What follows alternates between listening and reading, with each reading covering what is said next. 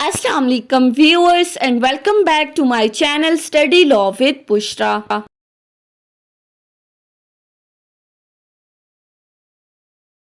So we were discussing the topic of transfer and withdrawal of the suits. In previous video we discussed section 22 and section 23. In this video we will discuss section 24 of CPC 1908. But before starting the discussion, I request you all to please subscribe to my channel and don't forget to press the bell icon for latest updates. Do share this video with your friends and don't forget to comment your feedback. So let's move towards the discussion. Section 22-23 discuss हो चुका है जिसमें हमने transfer of the suits की बात की थी। आज हम स्टार्ट लेते हैं सेक्शन 24 से जो बात करता है general powers of transfer and withdrawal. अब इस सेक्शन में ट्रांसफर के साथ साथ विड्रॉल की भी बात की गई है। सेक्शन 22 और 23 को आपने माइंड में रखना है। आ जाते हैं पहली सब क्लॉज के ऊपर। सबसे पहली क्लॉज कहती है on the application of the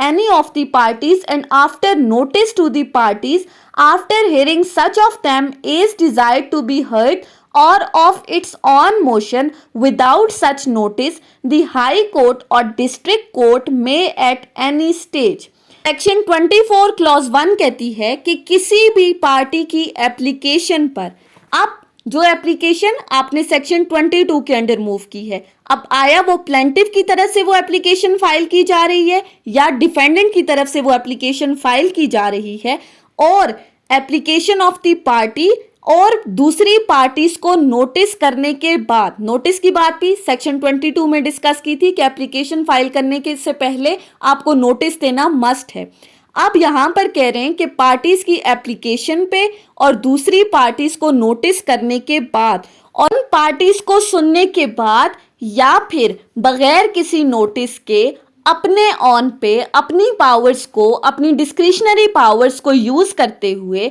high court या डिस्ट्रिक्ट कोर्ट किसी भी स्टेज ऑफ द सूट पे वो क्या कर सकती है। आगे कुछ सिचुएशंस बताई गई हैं, कुछ पावर्स बताई गई हैं। Number 1, transfer any suit, appeal or other proceedings pending before it for trial or disposal to any court subordinate to it and competent to try or dispose of the same. High court या district court क्या कर सकती है, किसी भी suit या किसी भी अपील या कोई भी प्रोसीडिंग्स जो उस हाई कोर्ट या डिस्ट्रिक्ट कोर्ट के अंदर पेंडिंग है ट्रायल के लिए या डिस्पोजल के लिए, वो इस अपील, इस सूट या इस प्रोसीडिंग्स को ट्रांसफर कर सकती है किसी भी सब ऑर्डिनेट कोर्ट को जो कि कॉम्पिटेंट हैं कि वो इन केसेस को सुन सकें और इनको डिस्पोज ऑफ कर सकें। सो पहली बात, हाई कोर्ट और डिस्ट्रिक्ट कोर्ट के पास ट्रांसफर की क्या पावर है, जो केसेस उसके अपने पास पेंडिंग है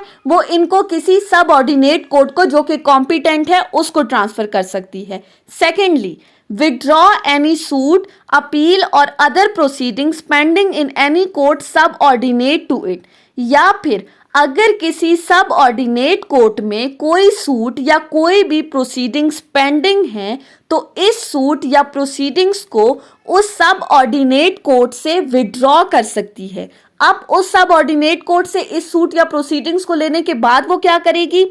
number 1, try or dispose of the same, या तो ये हाई कोर्ट या ये डिस्ट्रिक्ट कोर्ट खुद उन केसेस को सुनेगी जो उसने सब ऑर्डिनेट कोर्ट से विड्रॉ किए हैं, या फिर secondly transfer the same for trial और disposal to any court subordinate to it and competent to try or dispose of the same, या फिर इन केसेस को किसी भी सब ऑर्डिनेट कोर्ट को ट्रांसफर कर सकती है कि ये सब ऑर्डिनेट कोर्ट इन केसेस का ट्रायल चलाए, इनको डिस्पोज ऑफ करे, लेकिन उस सब ऑर्डिनेट कोर्ट का कॉम्पिटेंट होना मस्ट है। अब तीसरी situation, retransfer the same for trial और disposal to the court from which it was withdrawn, या फिर उसी कोर्ट को दोबारा ट्रांसफर कर सकती है जिस कोर्ट से उसने इस सूट या इस प्रोसीडिंग्स को विदड्रॉ किया था। सो पहली क्लॉज के अंदर क्या बात की गई है कि किसी भी पार्टी की एप्लीकेशन पे पार्टीज को नोटिस करने के बाद या अपनी मर्जी से कोई भी हाई कोर्ट या डिस्ट्रिक्ट कोर्ट किसी भी स्टेज पे किसी भी सूट, अपील या प्रोसीडिंग्स जो उसके पास पेंडिंग है उनको किसी सबऑर्डिनेट को ट्रांसफर कर सकती है जो कि कॉम्पिटेंट है इन सूट को सुनने के लिए, या फिर अगर किसी सबऑर्डिनेट कोर्ट में कोई केसेस पेंडिंग है, कोई सूट पेंडिंग है, तो उसको विड्रॉ करने के बाद या तो खुद उन केसेस को सुन सकती है, उनको डिस्पोज ऑफ कर सकती है, या किसी सबऑर्डिनेट कोर्ट को ट्रांसफर कर सकती है जो कॉम्पिटेंट है कि वो इन केसेस को सुने या इनको डिस्पोज ऑफ करे, या फिर वापस उसी कोर्ट को भेज सकती है जिस कोर्ट से इसने विड्रॉ किए थे कि अब वो दोबारा इन केसेस को सुने, इनको ट्राई करे, इनको डिस्पोज ऑफ करे। सो पहली सिचुएशन में ट्रांसफर की डिस्ट्रिक्ट कोर्ट और हाई कोर्ट की पावर्स को डिस्कस किया गया है। सेकंड क्लॉज के ऊपर आ जाएं तो सेकंड क्लॉज कहती है where any suit or proceedings has been transferred or withdrawn under subsection 1 the court which thereafter tries such suit may subject to any special direction in case of an order of the transfer either retry it or proceed from the point at which it was transferred or withdrawn। Second clause, अब second clause में बात की गई है कि जिन cases को transfer किया गया है उनकी प्रोसीडिंग्स कहां से चलेगी, उनको कहां से स्टार्ट किया जाएगा। सो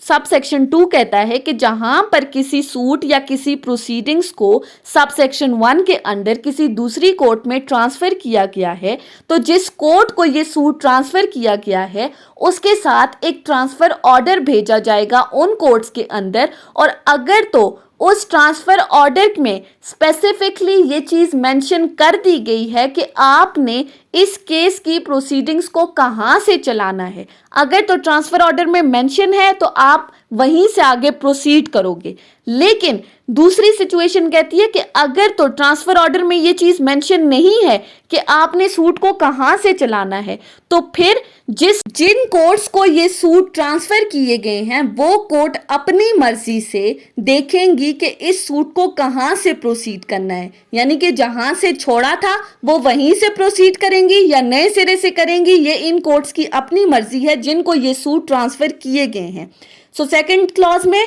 आपने ट्रांसफर ऑर्डर के अकॉर्डिंग उन सूट्स को चलाना है, अगर ट्रांसफर ऑर्डर में ये चीज मेंशन नहीं है तो फिर अपनी मर्जी आप इस्तेमाल करोगे। थर्ड क्लॉज क्या कहती है, for the purpose of this section the courts of additional and assistant जजेस shall be deem to subordinate to the district court. अब ये जो क्लॉज है ये सिर्फ इस सेक्शन की हद तक बताई गई है। वैसे अगर आप देखें तो जो डिस्ट्रिक्ट एंड सेशन जजेस हैं और उनके साथ जो एडिशनल सेशन जजेस या एडिशनल डिस्ट्रिक्ट जजेस हैं उनकी पावर्स इक्वल हैं, वो जुडिशियल पावर्स सेम हैं, उनको एक ही तरह की पावर्स दी गई हैं। हाँ, अलबत्ता डिस्ट्रिक्ट एंड सेशन जज की कुछ एडमिनिस्ट्रेटिव पावर्स ज़्यादा हैं, लेकिन सेक्शन 24 क्लॉज 3 कहती है कि इस सेक्शन की हद तक जो एडिशनल और असिस्टेंट जजेस होंगे वो सब ऑर्डिनेट होंगे डिस्ट्रिक्ट कोर्ट के, यानी कि डिस्ट्रिक्ट जज के वो सब ऑर्डिनेट होंगे, उनकी पावर्स इक्वल नहीं होंगी। अदरवाइज उनकी पावर सेम है, इक्वल है, लेकिन इस सेक्शन की हद तक वो सब ऑर्डिनेट होंगे डिस्ट्रिक्ट कोर्ट के,